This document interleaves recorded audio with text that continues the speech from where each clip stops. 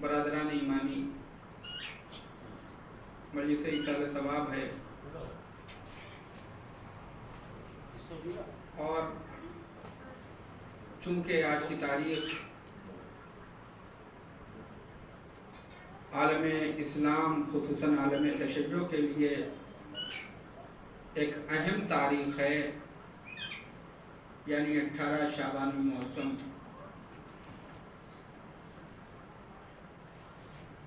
چونکہ آج کی تاریخ میں 326 ہجری کو ہمارے مولا و آقا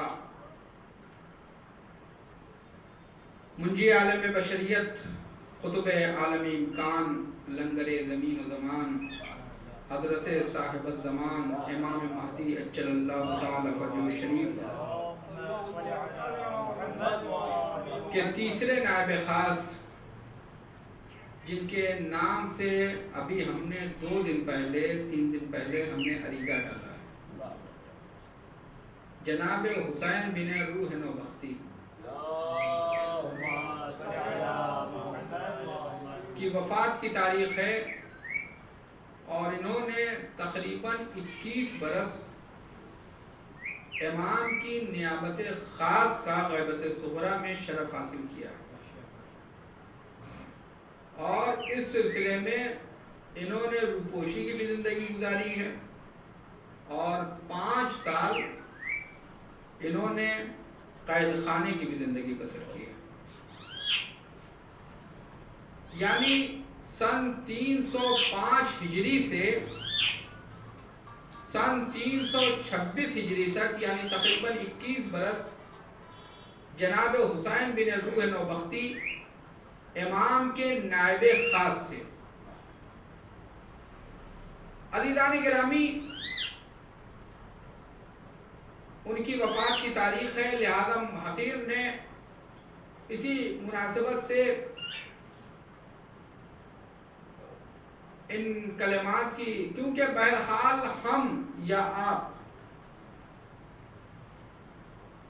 کسی کے بارے میں کیا کہہ سکتے ہیں، کسی کی عظمت کو کیا بیان کر سکتے ہیں، کیونکہ کسی کی بھی عظمت کو بیان کرنا ہو، مثلا ہم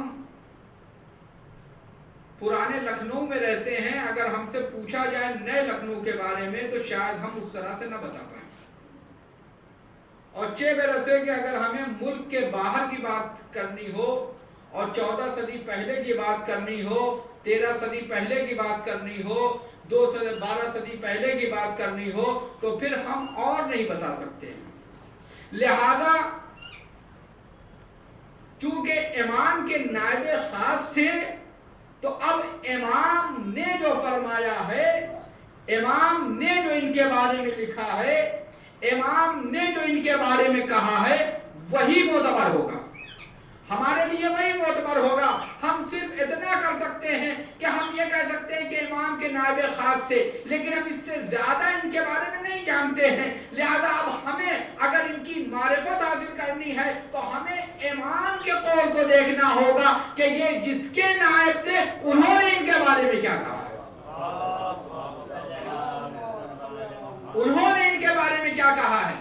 تو جب روایت کہتی ہے کہ جب یہ نائب ہوئے، یہ امام حسن عسکری علیہ السلام کے صحابی تھے، اور امام زمانہ کے جو دوسرے نائب خاص تھے جناب محمد بن عثمان، ان کے خاص وکیلوں میں تھے، جو 10 خاص وکیل تھے ان میں سے ایک تھے، لیکن اگرچہ یہ 10 خاص وکیلوں میں سے تھے، لیکن ان کا شمار جناب محمد بن عثمان کے نزدیکیوں میں نہیں ہوتا تھا، بلکہ تھوڑے فاصلے کے ساتھ رہتے تھے، ان سے زیادہ دوسرے وکلا ان سے نزدیک تھے، جیسے جناب ابو سہیل نوبختی وغیرہ۔ لیکن چونکہ اہلیت اور صلاحیت ان کے اندر تھی، لہذا حکم امام سے جناب محمد بن عثمان رضوان اللہ تعالی علیہ نے اپنے وقت وفات جناب حسین بن روح نوبختی کو اپنا نائب اور اپنا جانشین معین کیا ہے۔ ملاحظہ فرمائیے گا عزیزان گرامی، امام نے ان کو اپنا جانشین معین کیا ہے۔ اب جو امام نے ان کو اپنا جانشین معین کرایا ہے تو کیا ہے، یہ ان کی کیا معرفت ہے، امام نے ان کے بارے میں کیا کہا ہے؟ تو جب ان کو جانشین یہ معین ہو گئے تو اس کے کچھ عرصے کے بعد امام کی ایک توقیع آئی ہے. توقیع یعنی ایک امام کا خط آیا ہے. اس خط میں جیسے ہم عریضہ لکھتے ہیں، ہم اگر مولا کو خط لکھتے ہیں تو اسے عریضہ کہتے ہیں، ادھر سے جو آتا ہے اسے توقیع کہتے ہیں. تو امام نے ایک توقیع بھیجی. اس توقیع میں جو جناب حسین بن روح نوبختی کے بارے میں لکھا ہے، اس میں لکھا ہے کہ امام نے یہیں سے شروع کیا بسم اللہ وغیرہ کے بعد کہ الرفع نعرفہ، ہم انہیں پہچانتے ہیں، ہم انہیں پہچانتے ہیں. امام کا ایک ایک جملہ، کیونکہ آپ جانیے میں اس سے پہلے بھی یہاں کہہ چکا ہوں کہ امام اگر کوئی بات کہے معصوم، چونکہ ہمارا عقیدہ یہ ہے کہ اگر معصوم کی زبان مبارک سے یا معصوم کے قلم مبارک سے کوئی لفظ لکھا جا رہا ہے، کوئی حرف لکھا جا رہا ہے، تو اگر اس میں تقیہ یا تقیہ جیسی کوئی شے نہیں ہے تو پھر قرآن کے حروف اور الفاظ میں اور معصوم کے حروف اور الفاظ میں کوئی فرق نہیں ہے. جو اعتبار قرآن کریم کا ہوگا وہی اعتبار معصوم کے قول کا ہوگا، وہی اعتبار معصوم کی حدیث کا ہوگا، وہی اعتبار معصوم کی تحریر کا ہوگا.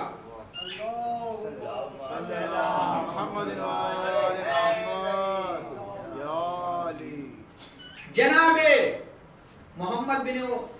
حسین بن روح کے بارے میں امام زمانہ لکھتے ہیں نعرفہ، ہم انہیں پہچانتے ہیں، ہم انہیں پہچانتے ہیں. اب آپ ایسے نہیں سمجھ کہ ہم پہچانتے ہیں، معصوم امام کہہ رہے ہیں ہم انہیں پہچانتے ہیں.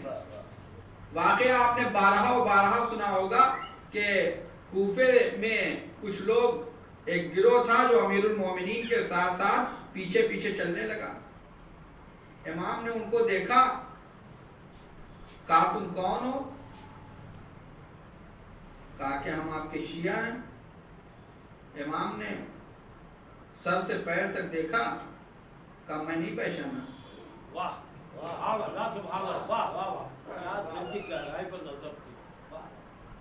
سر سے پیر تک دیکھا، کہا ہم نہیں پہچانتے تمہیں. کہا پھر؟ کہا کہ تم ہمارے شیعہ نہیں ہو، جو شیعوں کی علامتیں وہ نہیں ہیں تمہارے اندر. اپنی زبان سے ہر آدمی شیعہ بن سکتا ہے اور شیعوں کا ٹھیکیدار بھی بن سکتا ہے، لیکن جس کا شیعہ ہے اگر وہ پہچان لے تو اسے کہتے ہیں حسین بن روح نوبختی. امام نے فرمایا کہ میں تمہیں نہیں پہچانتا ہوں. یہ روایت ہے کہ کچھ لوگ خراسان میں آئے اور خادم سے کہا امام رضا علیہ السلام کے کہ ہم آپ سے، مولا سے کہیے کہ ہم آپ کے شیعہ ہیں، آپ سے ملنے کے لیے آئے ہیں. ایک دن گزر گیا، 2 دن گزر گیا، 3 دن گزر گیا، کئی دن گزر گئے، اجازت ہی نہیں ملی ملاقات کی. آخر ایک دن پہچان لیا، مل گئے. مولا ہم اتنے دن سے خوار ہو رہے ہیں، آپ مل نہیں رہے، ہم آپ کے شیعہ ہیں. امام نے جو جواب امیر المومنین نے دیا تھا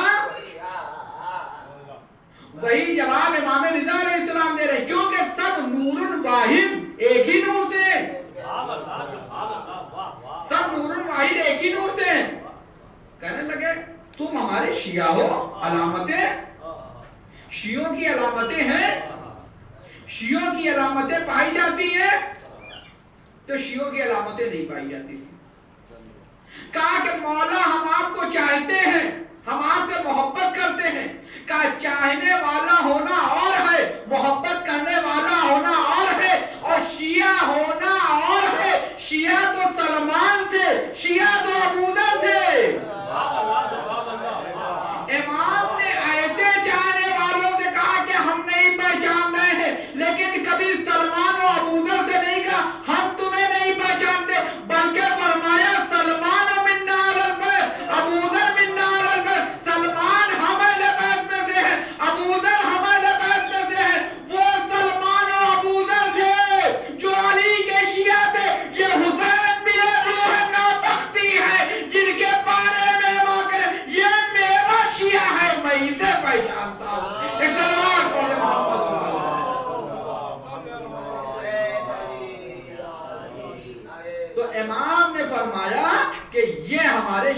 اور عزیزان گرامی ملاحظہ فرمائیے گا، یہ عموماً جو جناب محمد بن عثمان کے 10 وکیل تھے، دوسرے جو نائب خاص تھے امام کے، کیونکہ شاید یہ سب باتیں عموماً نہیں بیان ہوتی، لہذا کم از کم ایک معلومات کے حوالے سے غور سے سن لیجئے تو یہی کافی رہے گا. ایک صلوات پڑھ دیں.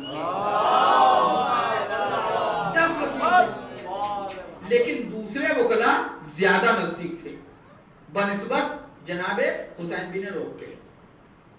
جناب حسین بن روح کے بنسبت دوسرے وکلا زیادہ تھے. مثلا جناب ابو سہیل نوبختی امام سے زیادہ نزدیک، جناب محمد بن عثمان سے زیادہ نزدیک تھے. جناب محمد بن عثمان لہذا کسی کے خیال میں بھی اور گمان میں بھی نہیں تھا کہ حسین بن روح یہ نائب ہو جائیں گے، تیسرے نائب. لوگ سمجھتے تھے کہ مثلا جناب ابو سہیل نوبختی تو بنیں گے، جناب محمد بن عثمان سے سب سے نزدیک ابو سہیل نوبختی ہیں، وہ نائب امام بنیں گے، تیسرے نائب وہ ہوں گے. لیکن جیسے ہی جناب محمد بن عثمان اپنے بستر کے اوپر ہیں، آخر وقت ہے، سب جمع ہیں. جناب محمد بن عثمان جناب محمد بن عثمان لیٹے ہوئے ہیں اور جناب حسین بن روح اور وہیں پہ نزدیک میں جناب ابو سہیل اور سب لوگ جو امام کے نواب جو وکلا ہیں سب بیٹھے ہوئے ہیں. جناب محمد بن عثمان کے وکلا سب تشریف فرمائیں. ایک مرتبہ حکم امام سے امام کے دوسرے نائب خاص گویا ہوئے اور کہنے لگے کہ میں اس دنیا سے جانے والا ہوں اور میرے بعد میرا جانشین اور امام کا نمائندہ جو ہوگا وہ حسین بن روح نوبختی ہوں گے. اب ہر آدمی کو اگرچہ یہ 10 خاص نائبوں میں سے تھے، 10 خاص وکلا میں تھے، لیکن ہر ایک کو بڑا تعجب ہوا. اچھا یہ جو خاص سمجھے جاتے تھے سب کو حیرت ہوئی. اچھا یہ بتائیے کہ اگر ہمارے اور آپ کے ساتھ ایسا ہو جاتا کہ ہم بالکل خاص ہو اور کسی دوسرے کو یہ عہدہ مل جائے تو جناب حسین بن روح تو چھوڑیے، خود جناب محمد بن عثمان کے خلاف کیا کیا باتیں نہ کر دیتے. اور مسلمانوں کی تو تاریخ رہی ہے کہ اگر حکومت و خلافت و جانشینی میں اپنے لیے خطرہ سمجھا ہے تو رسول اللہ کے ذہن کے اوپر الزام لگا دیا ہے. ایک صلوات پڑھ دے محمد علیہ. لیکن کمال تھا اعلیٰ ظرفی کا. جناب ابو سہیل نوبختی اپنی جگہ سے اٹھے جیسے ہی جناب محمد بن عثمان نے یہ کہا کہ میرے بعد میرے جانشین اور امام کے نائب خاص، تیسرے نائب خاص حسین بن روح نوبختی ہیں. جناب ابو سہیل جو بہت ہی نزدیک سمجھے جاتے تھے، لوگ سمجھتے تھے ابو سہیل تیسرے نائب خاص ہوں گے، یہ اپنی جگہ سے اٹھے، جناب حسین بن روح کے پاس آئے، 2 زانو ہو کر بیٹھ گئے، بالکل اطاعت کے ساتھ اپنے کو پیش کیا. بعد میں لوگوں نے پوچھا جناب ابو سہیل نوبختی تھے کہ ہم لوگ تو آپ کو سمجھ رہے تھے، آپ زیادہ جناب محمد بن عثمان سے نزدیک تھے، یہ کیا ہو گیا؟ آپ تو رہ گئے. مثلا یہ تو جناب حسین بن روح جو تھے یہ تھوڑا دور دور رہتے تھے ان سے، لیکن آپ تو زیادہ نزدیک تھے. اچھا اگر انسان خود صبر بھی کر لے ایسے موقع پر، اگر دوسرے چھیڑنے لگے تو پھر صبر کا پیمانہ لبریز ہو جاتا ہے، پھر انسان کے صبر کا پیمانہ لبریز ہو جاتا ہے. لیکن وہ انسان اس کا صبر کا پیمانہ لبریز ہوتا ہے جو اپنی خواہشات کا اسیر ہوتا ہے، لیکن جو اپنے امام کی اطاعت میں گرفتار ہوتا ہے، جو اپنے امام کی اطاعت کا پابند ہوتا ہے، اس کی اپنی خواہش نہیں ہوتی ہے. اعلیٰ ظرفی کے ساتھ جناب ابو سہیل نوبختی نے فرمایا کہ ممکن ہے کہ جو امام کے راز ہوں اور جو امانتیں ہوں میں ان کی حفاظت نہ کر سکوں، لیکن یاد رکھو ابو سہیل نوبختی کہتے ہیں جو کہ پہلے بہت خاص تھے، وہ کہتے کہ سنو، اگر امام حسین بن روح کے پاس موجود ہوں، غور سے سنیے گا عزیزان کرام، اگر امام حسین بن روح نوبختی کے پاس موجود ہوں اور حسین بن روح نوبختی کو قینچی سے ٹکڑے ٹکڑے کر دیا جائے تب بھی وہ کوئی راز فاش نہیں کریں گے، کسی کو نہیں بتائیں گے کہ امام کہاں ہے۔ یہ ہے امانت داری، یہ امانت داری ہے۔ کہا کہ شاید اس وجہ سے ان کو بنایا گیا۔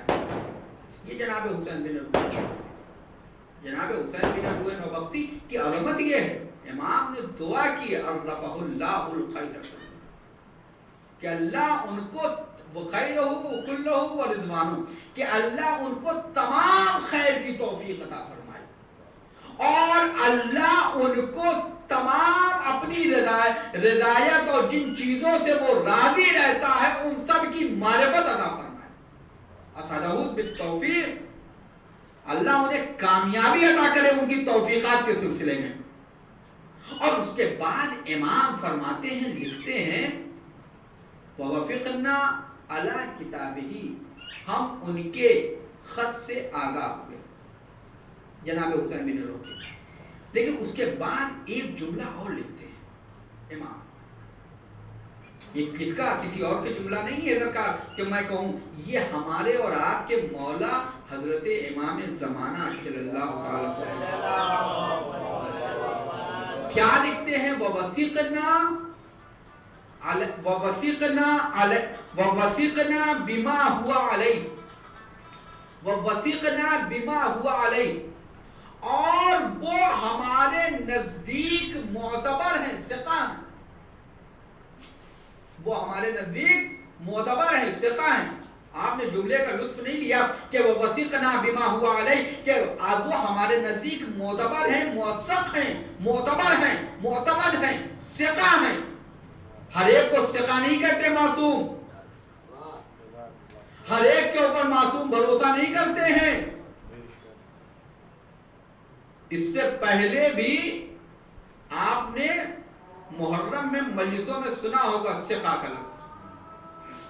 ایک صلوات پڑھ دیں۔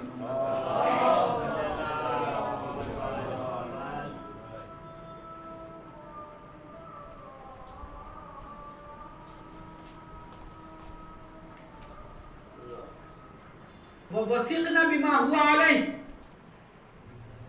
وَوَسِقْنَا بِمَا هُوَ عَلَيْهِ، اور ہمیں ان کے اوپر، وہ ہمارے لیے نزدیک ثقہ ہیں، ہمیں ان کے اوپر بھروسہ ہے۔ معصوم امام ہر ایک کے بارے میں نہیں کہتے ہیں، نہ ہر ایک کے بارے میں لکھتے ہیں۔ اس سے پہلے بھی ایک جگہ پہ لکھا گیا کہ وہ ہمارے نزدیک ثقہ ہیں۔ وہ کون ثقہ تھا؟ جب جناب مسلم کو امام حسین علیہ السلام کوفے کے لیے روانہ کر رہے تھے، اہل کوفہ کے نام جو خط لکھا، وہاں پہ جناب مسلم کے بارے میں لکھتے ہیں ھذا اخی، یہ میرا بھائی ہے، ھذا اخی، یہ میرا بھائی ہے، وابن امی، وابن امی، یہ میرے چچا کا بیٹا ہے۔ ہر ایک کو معصوم اپنا بھائی نہیں کہتا ہے۔ عربی میں بھائی جو بھائی ہوتا ہے صرف یہ اپنے اردو میں بھائی کو بھائی، ہر ایک کو محلے پڑوس کوئی بھی ہو بھائی کہا جاتا ہے، ورنہ زیادہ تر جو اپنا سگا ہوتا ہے اسی کو بھائی کہتے ہیں۔ لیکن امام بتا رہے ہیں کہ یہ دیکھو یہ میرا بھائی ہے، جناب مسلم کے بارے میں اخی وابن امی، اور اس کے بعد کیا لکھا ہے امام نے؟ وثقتی من اہل بیتی، اور یہ ہمارے اہل بیت میں میرے لیے بھروسے مند ہے۔ ایک طرف امام حسین کا یہ قول ملا، یہ وثقتی من اہل بیتی جناب مسلم کے بارے میں ہے، اور ادھر امام زمانہ کا قول ہے جناب حسین بن روح نوبختی کے بارے میں وَوَسِقْنَا بِمَا هُوَ عَلَيْهِ، یعنی جو لفظ امام حسین نے استعمال کی کہ مسلم پہ ہمیں بھروسہ ہے، اسی طریقے سے امام زمانہ بھی فرما رہے ہیں کہ ہمیں حسین بن روح پہ بھروسہ ہے، ہمیں حسین بن روح پہ بھروسہ ہے۔ یہ حسین بن روح نوبختی کی عظمت ہے کہ امام نے فرمایا ہمیں ان کے اوپر بھروسہ ہے، ان کے میرے نزدیک مقام و منزلت ہے۔ امام نے دعا کی ہے، فرمایا کہ یہ ہمارے نزدیک معتبر ہے، یہ ہمارے نزدیک معتبر ہیں، جناب حسین بن روح نوبختی۔ علی جان گرامی، یہ جو مسائل ہیں آپ دیکھیے کہ جناب حسین بن روح نوبختی یہ کوئی آج کل کی مسائل نہیں ہیں۔ بنی عباس کا زمانہ، بنی عباس کا زمانہ ہے، ہر طرف لوگ، یعنی ابھی 305 ہجری میں یہ نائب بنے، ابھی 260 ہجری میں یعنی تقریباً 45 برس پہلے انہی بنی عباس نے زہر دے کر امام حسن عسکری کو شہید کیا ہے۔ یہ بنی عباس کا زمانہ ہے، اور بنی عباس امام کے دشمن ہیں، لہذا جو بھی امام سے وابستہ ہے اس کے دشمن ہیں، اور اس میں قربانی دینی پڑی۔ لیکن جناب محمد بن عثمان کی بیٹی جناب ام کلثوم کہتی ہیں کہ جناب جناب حسین بن روح ہمارے والد محمد بن عثمان سے بہت نزدیک تھے، جناب محمد بن عثمان ان سے راز کی باتیں کرتے تھے، اور جب ان کی وفات ہوئی ہے تو وہ جو امانتوں کا صندوق تھا خادم نے لا کے دیا جناب محمد حسین بن روح کو، کہا کہ یہ اب آپ کے پاس رہے گا۔ دیکھیے پھر شیخ طوسی رحمت اللہ علیہ لکھتے ہیں کہ جناب حسین بن روح اپنے زمانے کے سب سے عقل مند انسان تھے، اپنے زمانے کے سب سے عقل مند انسان تھے۔ دیکھیے میں آپ کے سامنے عرض کروں کہ عقل مند کیا ہوتی، عقل کیا کہتے ہیں؟ عقل اسے کہتے ہیں کہ جو انسان کو، جو امیر المومنین نے فرمایا العقل ما عبد بہ الرحمن، عقل وہ ہے کہ جو انسان کو عبادت پروردگار بندگی معبود کی طرف لے جاتی ہے۔ عقل مند وہ ہوتا ہے جو عبادت بندگی معبود کی طرف لے کے جاتا ہے۔ انسان جب فکر کرے تو وہ آخرت کی فکر کرے، اپنی کامیابی کی فکر کرے۔ جو روایتوں میں ملتا ہے کہ 2 لمحے کی یا 1 گھنٹے کی فکر 70 سال کی عبادتوں میں بھاری ہے۔ سبحان اللہ، سبحان اللہ۔ اور جب پوچھا گیا آیت اللہ پڑھو جلدی سے کہ یہ 1 گھنٹے کی فکر جو 70 سال کی عبادت میں بھاری ہے، یہ فکر کیسی ہو؟ کہا جیسی فکر شب عاشور حر نے کی تھی،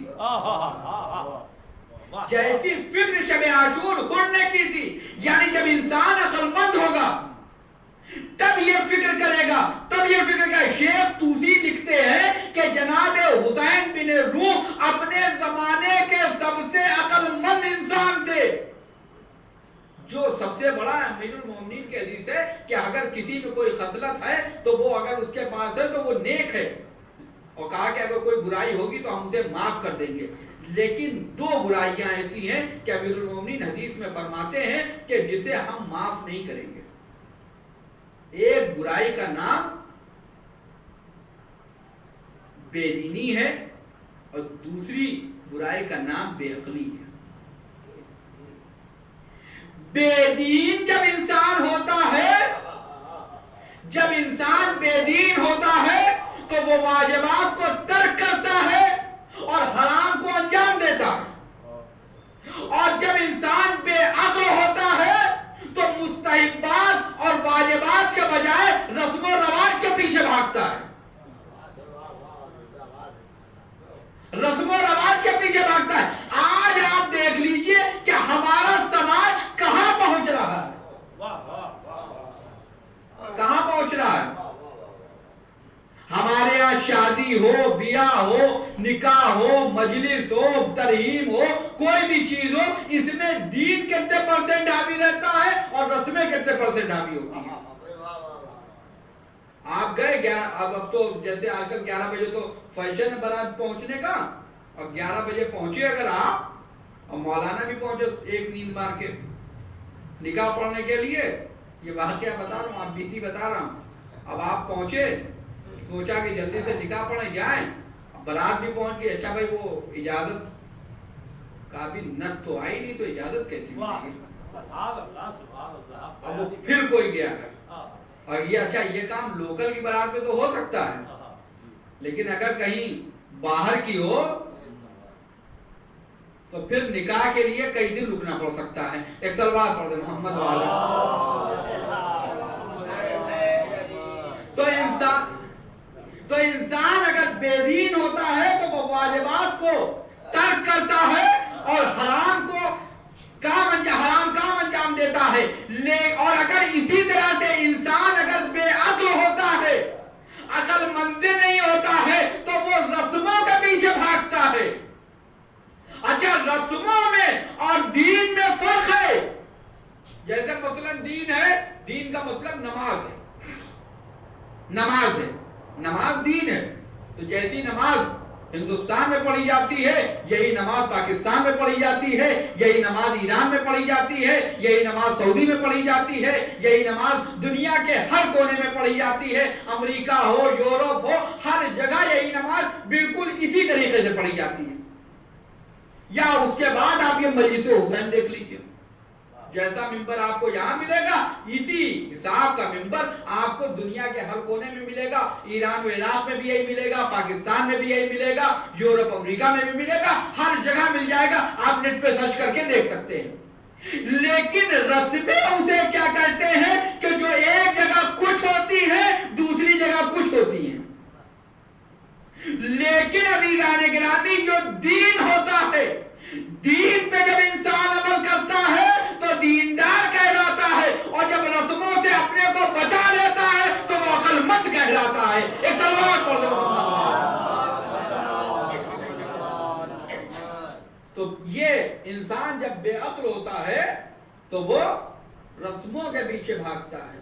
وہ رسموں کے پیچھے بھاگتا ہے کہ ہمارے یہاں یہ ہوتی چلی آئی ہے، یہ ہوتا چلا آیا ہے، ہمارا دل یہ کہتا ہے، ہم یہ مانتے ہیں. دیکھیں نہ تو ہماری کوئی حیثیت ہے اور نہ ہمارے دل کی کوئی حیثیت ہے اور نہ ہمارے کہنے کی کوئی حیثیت ہے. بالکل واضح طور پہ، یعنی میں خود اپنے لیے کہہ رہا ہوں، آپ کے لیے نہیں کہہ رہا ہوں. نہ میری کوئی حیثیت، نہ میرے دل کی کوئی حیثیت اور نہ میرے کہنے کی کوئی حیثیت. اسلام میں صرف 14 دل ہیں. 14 دل ہیں. دل تو 14 ہیں لیکن خواہشات ایک ہیں. تو اگر ہمارا دل ان 14 دلوں کے مطابق ہے تو معتبر ہے. اگر ہمارا قول ان 14 کے قول کے مطابق ہے تو معتبر ہے. اگر ہمارا عمل ان 14 کے عمل کے مطابق ہے تو معتبر ہے. لیکن اگر ان سے ہٹ گیا تو پھر معتبر نہیں رہ جائے گا. جناب حسین بن روح کے بارے میں کہ وہ عقل مند انسان تھے، اور فرمائے دیکھیں کیسی کیسی رسمیں جو آج ہمارے سماج کو جکڑے ہوئے ہیں. آپ دیکھیں ہر سماج میں، ہر معاشرے میں جو آج ہمارے یہاں پریشانیاں ہیں، چاہے وہ شادیوں میں دیری ہو، چاہے وہ دوسرے تمام مسائل ہوں، چاہے وہ نماز، روزہ، حج. ابھی مثلا آپ رمضان المبارک آ رہا ہے، ابھی آپ پوچھ لیجئے کہ بھیا روزہ کیوں نہیں رکھتے، کہ ابھی تک روزہ کشائی نہیں ہوئی ہے. روزہ کشائی رسم ہے، روزہ واجب ہے. روزہ کشائی رسم ہے، روزہ واجب ہے. قرآن کیوں نہیں پڑھ رہے؟ تم نے تو پڑھ لیا تھا. کسی کو فاتحہ کیوں نہیں بخش رہے؟ ابھی آمین نہیں ہوئی ہے. آمین رسم ہے،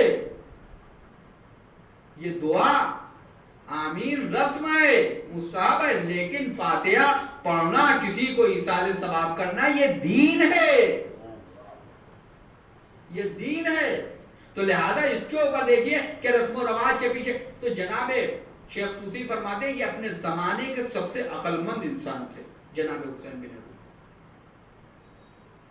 اور اس کے بعد انہوں نے روپوشی کی، یعنی مخفیانہ زندگی بسر کی. 5 برس تک قید خانے میں رہے. 5 برس تک قید خانے میں رہے. اور آپ کے سامنے عرض کروں کہ صرف ایسا نہیں کہ ان کے ہاں کوئی ایسا تھا کہ مسئلہ یہ تھا کہ سب ان کو مان لیں.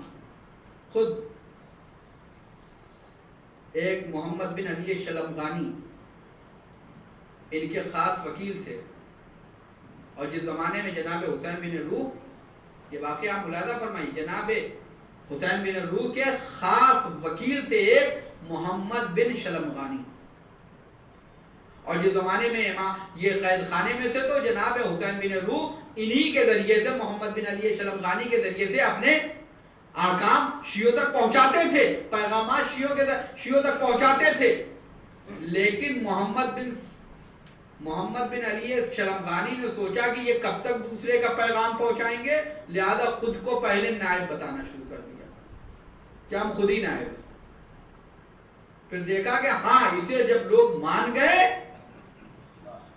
یعنی آپ دیکھیے کہ پہلے انسان تھوڑا گناہ کرتا ہے، دیکھتا ہے کہ اس میں کامیابی ملی کہ نہیں ملی، اور جب کامیابی ملنا شروع ہو جاتی ہے، پہلے مثلاً نائب امام کے خلاف ہوئے، جناب حسین بن روح کے خلاف ہو گئے، نائب امام کے خلاف ہوئے، جناب حسین بن روح نائب امام ہے، پہلے ان کی مخالفت کی، دیکھا اس میں کامیابی مل گئی، اچھے خاصے لوگ مل گئے، اچھے خاصے پیسے آنے لگے، دشمن پیسہ دینے لگا، اب گناہوں کا سلسلہ اور آگے بڑھا۔ پھر اس کے بعد وہ امام کا مخالف کیا، وہ بلکہ اپنی نبوت کے دعویٰ کر دیا۔ تو جب اپنی نبوت کا دعویٰ کیا تو خود انہوں نے اپنے شیعوں کو پیغام کہلایا کہ محمد بن علی شلمغانی سے دوری اختیار کرو، یہ گمراہ ہو گیا۔ اور پھر امام زمانہ نے محمد بن علی شلمغانی کے اوپر لعنت کی ہے۔ اور دیکھیے عزیزان گرامی، محمد بن علی شلمغانی یہ امام زمانہ کے خاص شیعوں میں سے تھا، پہلے جناب محمد بن عثمان کا خاص تھا، جناب حسین بن روح کا خاص تھا، لیکن یہاں معیار خاص ہونا نہیں ہے، یہاں معیار تقوی ہے، یہاں معیار دین ہے۔ جب تک یہ دیندار رہا اس کا احترام ہوتا رہا، جہاں اس نے بے دینی اختیار کی تو امام زمانہ نے اس کو پر لعنت کی ہے۔ ایک صلوات پڑھ دے محمد والے۔ اور عزیزان گرامی، یہ جناب محمد بن عثمان کے نائب ہیں، اور میں آپ کے سامنے ایک واقعہ عرض کروں اور آپ کی زحمت کو تمام کروں۔ جناب حسین بن روح کے کرامات میں ملتا ہے کہ ایک بار آپ بغداد میں تشریف فرما تھے، ایک خاتون آئی، غور سے سنیے گا، بغداد میں آپ اپنے گھر میں تشریف فرمائیں، ایک خاتون آئی، اس کے ہاتھ میں ایک گٹھڑی ہے، اس نے ان کا امتحان لینے کے لیے کہا جناب حسین بن روح سے کہ اس میں کیا ہے، اس میں کیا ہے؟ انہوں نے کہا کہ میں ایسے نہیں بتاؤں گا، پھر کہا جاؤ اسے دجلہ میں پھینکو۔ جیسے کوئی آپ سے آگے کہے کہ اس میں کیا ہے، آپ کہیے کہ جاؤ گومتی میں پھینکو، جیسے لکھنؤ میں گومتی ویسے بغداد میں دجلہ، کہا جاؤ اسے دجلہ میں پھینکو۔ اچھا وہ بھی کمال کی خاتون تھی، وہ گئی اور گٹھڑی دجلہ میں پھینک گئی، اور جب آئی تو اس نے سلام کیا، دوبارہ پھینک کے آئی اور آ کے ان کو سلام کیا، انہوں نے دیکھا، اس سے سلام کا جواب دیا، پھر اپنے خادم سے کہا جاؤ اندر سے گٹھڑی اٹھا لو، اپنے خادم سے کہا جاؤ اندر سے گٹھڑی اٹھا لو، وہ لے کے آئے، کہا اسے پکڑا دو، اسے پکڑا، کہا یہ تمہاری گٹھڑی، کہا کہا ادھر سامان کھول کے دیکھو وہی سب موجود ہے، اس نے جو کھولا تو دیکھا جو کچھ سامان تھا وہ سب کے سب وہیں موجود، جو کچھ سامان تھا سب کے سب وہاں موجود تھا۔ یہ جناب حسین بن روح کا۔ اور پھر ایسے ہی نہیں، جناب علی ابن باوی قمی، یعنی یہ بیٹھے ہوئے اپنی مجلس میں، ایک جگہ بیٹھے ہوئے ہیں، کچھ لوگ بیٹھے ہوئے بغداد میں، بغداد کہاں ہے؟ عراق میں، قم کہاں ہے؟ ایران میں۔ بیٹھے بیٹھے اچانک جناب حسین بن روح نے فرمایا انا للہ و انا الیہ راجعون۔ لوگوں نے اچانک پوچھا کیا ہوا آقا، کیا ہوا؟ یہ زبان پہ کلمہ استرجاع کیوں ہے؟ کہا کہ قم میں جناب احمد بن اسحاق قمی کی رحلت ہو گئی ہے۔ ان لوگوں نے لکھ لیا، وقت بھی لکھ لیا، تاریخ بھی لکھ لی۔ تھوڑے دن کے بعد وہاں سے جب قافلہ آیا قم سے بغداد، پوچھا گیا کہ ان کی کب رحلت ہوئی تھی، تو جس وقت انہوں نے انا للہ و انا الیہ راجعون کہا تھا، اسی وقت قم میں ان کی رحلت ہوئی تھی۔ یہ تھے جناب حسین بن روح۔ جب انسان ایسا ہوتا ہے تو امام اسے اپنا نائب خاص بناتا ہے۔ اور جب علی ابن بابا قمی نے کہا کہ صاحب میں حج پہ جانا چاہتا ہوں تو پہلے انہوں نے منع کیا، کرنا جاؤ، کہا نہیں جانا، میں نے نظر کی ہے، میں نے منت مانگی ہے، تو اگر جانا ہی ہے تو سب سے آخری قافلے سے جانا، جیسے کہا جائے کہ سب سے آخری فلائٹ سے جانا۔ یہ سب سے آخری قافلے سے گئے۔ جب وہاں پہنچے تو پتہ یہ چلا کہ ان سے پہلے جتنے بھی قافلے آئے تھے تو راستے میں کرامتا نامی دہشت گرد گروہ نے ان سب کے اوپر حملہ کیا تھا۔ تو یہ جناب حسین بن روح نوبختی تھے۔ ہاں عزیزوں، شب جمعہ اور امام کے نائب خاص کی رحلت کا دن بھی ہے، جس کا نام حسین۔ بغداد میں 326 ہجری میں ان کی وفات ہوئی، اور آج بھی ان کا مقبرہ جو لوگ زیارت کرنے کے لیے گئے ہیں وہاں پہ ان کے بھی مقبرے سے زیارت کرنے کے لیے پہنچے۔ شب جمعہ ہے عزیزوں، جناب حسین بن روح نوبختی کی وفات ہوئی، ان کو کسی نے زہر نہیں دیا تھا، بغداد میں کسی نے ان کو زہر نہیں دیا تھا، کسی نے ان کو اسیر ہوئے تھے لیکن قید خانے میں ان کو زہر دے کے کسی نے شہید نہیں کیا تھا۔ وفات ہوئی، عزت و احترام کے ساتھ جنازے کو غسل و کفن دیا گیا اور لے جا کے نوبختیوں کے قبرستان میں دفن کر دیا گیا، جہاں آج بھی روزہ موجود ہے۔ لیکن یہ نائب امام تھے، خود امام نہیں تھے۔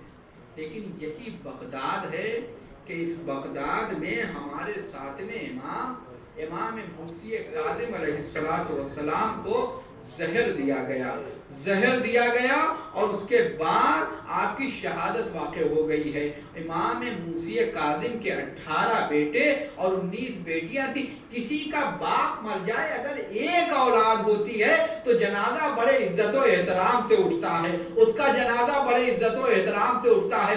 لیکن جناب امام موسی کاظم کے 18 بیٹے تھے۔ جب قوم والے پہنچے ہیں قید خانے پہ، قید خانے سے دروغہ زندان سے کہا کہ ہمیں میرے آقا سے ملا دو، کہا تم سے ملاقات نہیں ہو سکتی ہے۔ ان لوگوں نے پیسے دیے کہ ہم سے میرے آقا سے ملاقات کرا دو، پیسے لے لیے، کہا اچھا دروازے پہ بیٹھ جاؤ۔ قید خانے کے دروازے پہ بیٹھے ہوئے ہیں، شیعہ بیٹھے ہوئے ہیں۔ سوچئے کیا کیفیت ہوگی کہ ابھی میرے آقا آئیں گے، کسی کے دل میں یہ کیفیت ہوگی ہم ان کے ہاتھ کو چومیں گے، کوئی ان کے قدموں کو بوسہ لے گا۔ لیکن کیا دیکھا، ایک مرتبہ قید خانے کا دروازہ کھلا، 4 مزدور ہیں جو ایک دروازے کے پٹرے کو لیے ہوئے ہیں، اس پہ جنازہ رکھا ہوا ہے غریب زہرا موسی کاظم کا، اور جنازے کے ہاتھوں میں ہتھکڑیاں، پاؤں میں بیڑیاں، گلے میں توق، کمر میں لنگر ہے، اور بغداد کے پل پہ لے جا کے رکھ دیا۔ منادی ندا دے رہا ہے ہاذا امام الرفضہ، اور یہ رافضیوں کے امام کا جنازہ ہے۔ جزاکم ربکم خیر الجزا۔ ہاں دیرو، جب پتہ چلا، چاہنے والوں کو پتہ چلا، وہ پہنچے ہیں اور اس کے بعد انہوں نے جنازے کو لیا ہے، غسل دیا، کفن پہنایا، اور اس کے بعد امام موسی کاظم کو دفن کر دیا۔ لیکن ہائے غریب زہرا، ہائے حسین مظلوم، کہ جب 11ویں محرم کو ایک مرتبہ بیٹی کی نظر پڑی ہے تو سکینہ فرماتی ہے یا بتا اے میرے بابا انظر الی رؤوسنا المکشفہ، اے بابا ہمارے برہنہ سروں کی طرف دیکھیے، اے بابا الی قلوبنا الملتہبہ، ہمارے شکستہ دلوں کی طرف دیکھیے، ہماری بمی زینب کی طرف دیکھیے۔ اور جب بیٹے کی نظر پڑی باپ کے جنازے پہ، ایک مرتبہ چہرے کا رنگ متغیر ہوا۔